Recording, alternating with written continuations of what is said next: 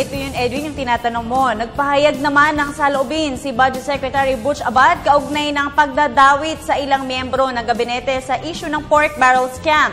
Ayon sa kalihim, kumbinsido siya na ang layunin nito ay para ibagsak ang Administrasyong Aquino.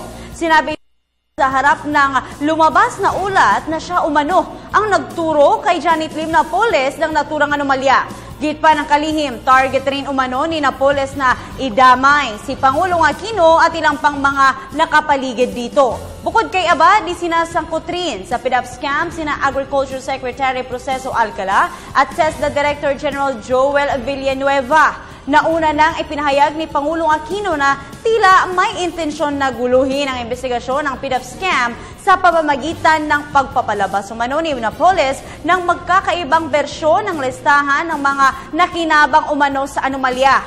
Duda rin ang Pangulo na magiging state witness si Napoles sa kaso at hinihikayat ang publiko na tutukan ang proseso ng batas ukol dito.